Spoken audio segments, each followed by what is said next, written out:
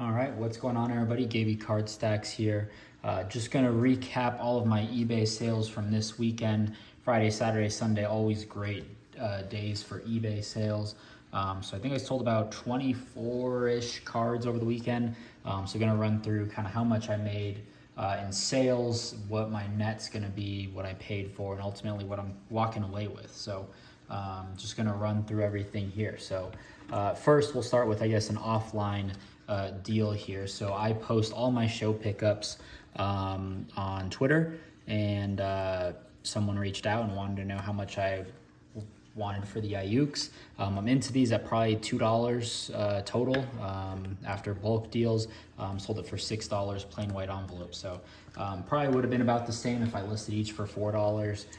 So not bad just to get something quick, before I even have to list it on eBay. Cooper Cup Optic. Into this at $3, sold it for $15. I bought two of these. One I sent to best offer to 10, that got accepted, and this one did 15. So not a bad flip there. Rossman Verdugo, I don't do baseball anymore. I try not to, just not my thing anymore. But I did hear his name kind of get thrown out quite a bit. Went on ComC, tried to get a quick flip. I hope I bought this for under 15, but I think I was closer to 17. This sold for $20 plus one shipping, so I will probably break even or lose a little bit of money, but at least I get my money back out of it and I can reinvest it somewhere else. Kyle Hamilton, pink or purple disco or no huddle to 50, color match there. This I bought for $5 and sold for 15 and maybe $1 shipping, so a nice flip there. Color match, he was a very complete prospect, you could say, out of the draft, first round pick, so made sense to pick that up. Anthony Richardson, still trying to sell some of my Bowman U off. Bought this like early April and it just came about a week ago. Some issues with the mail, which is unfortunate because I paid $6 for this and a base. And at the time of the draft, it was probably going for $12 and $5 maybe, but got $8 for this. My second one I've sold. Pretty quick to move those. Bostic, one-of-one printing plate. Bought this for $1. Probably ended up getting it for free after the bulk deal. Listed it for $9.99 and it sold probably within the hour. Just not a huge name. It's very beat up.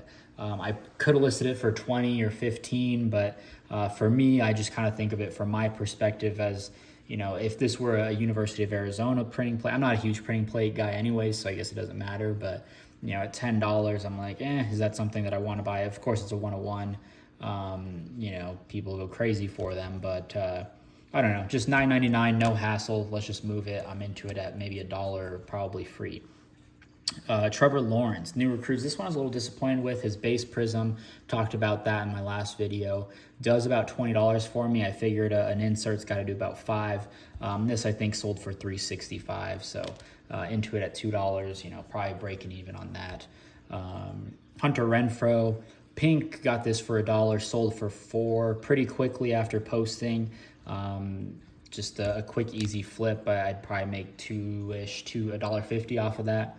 Jamar Chase optic base, got this for $2, probably less after the bulk deal again. Sold it for $4, nothing crazy. I'm probably making $1 after that. Joe Green, I got this, it was 50% off sticker, so for 50 cents. This has just been sitting on my store for a little bit. Sold it for I think $2.25. So again, a lot of these are not, I kind of been flipping these the wrong way. A lot of these aren't big ticket items, right? But it's all going to add up over time. $1 here, $1 here, $1 here. Plus I'm getting my money back that I spent into the cards. I mentioned it with the Verdugo.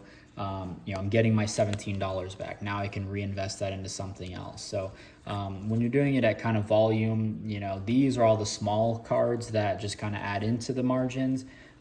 This doesn't include some of the bigger cards that I bought from that show. So everything kind of adds up over time. And we'll talk about that when I go over the numbers. Anthony Richardson, this I mentioned I got for $6 with the pink. This sold for $3.65 pretty quickly. This was a good, I guess, cheap lesson, I guess. George Pickens, I think, is kind of a top 8 guy in this class. So bought this. This was 3 for $1. I bought 2 of them. This sold for $2. I'm gonna make maybe 30 cents off of it. So just a nice, lesson for me to stay away from illusions. I still buy George Pickens. I still would. But one could argue, oh, you're only making 40 cents and you're spending time listing it, doing that, whatever. But one, I enjoy it. I enjoy searching for cards. I enjoy listing them. And like I said, again, it all adds up, $1 here, dollar, dollar. Suddenly you've got more money to work with and your balance is growing. So that's to me what it's all about. Joey Porter Jr., I bought this on ComC. I hope for about $8, hopefully not closer to 10. He had a lot of first round hype, and especially for a defensive prospect, was a little bit higher in prices. Listed it, went unsold after the draft, shipped it home, listed it for 15, got an offer for 12 and accepted it. Again, one of those things, maybe I make a couple bucks if I bought it for 8. I'll post the ComC screenshot here. But again, getting my money back, worst case, I lose $1 or so, but happy to just kind of get those funds back. Kyle Aletta, this was $2, sold it for, I think, $6. So after fees and everything, probably making $3.50. So nothing huge again, but it all adds up. I sold 24 cards. You do that over and over, plus get your money back. You slowly start to see your balance grow. So kind of a low risk. I mentioned I thought he was XFL, but he's USFL. I think he only played in 2 games. Nonetheless, I'm surprised it sold same day. So that was a nice one. Mason Smith, somebody that I am investing in, I guess you could say. I really like him. He tore his ACL the first week of the year against Florida State, and went a little crazy on him, was picking up just anything I could find color numbered wise, and kind of slowly got into I'd rather, instead of 4 blue and maybe green or purple, although purple would look sick for Mason Smith with LSU, but instead of 4 blues, I'd rather just buy that lava auto to $199 for $12. So that's kind of my thought process. So kind of liquidating the low end stuff. This sold for $8. I think I bought it for $3. So some margins there. This one, I have 2 of these. I buy them at about $15 to $20 on auctions, which has been crazy because they go for about $30. But for whatever reason, whenever I'm watching them, they go a little bit lower. And I listed both of them at $80 or best offer, and someone sent me an offer for $40, and I went to the listings. There's one for $55, and then there's mine at $80. I took the offer. My thought process was, 1, am I making money? Yes. 2, it also helps my comp. My card was the last comp, which was, I think, like maybe $16 or $17. So now seeing that 40 on the green shimmer for $40, that helps my second copy. So, not bad. I could definitely hold it. I'm a big Jordan Travis believer.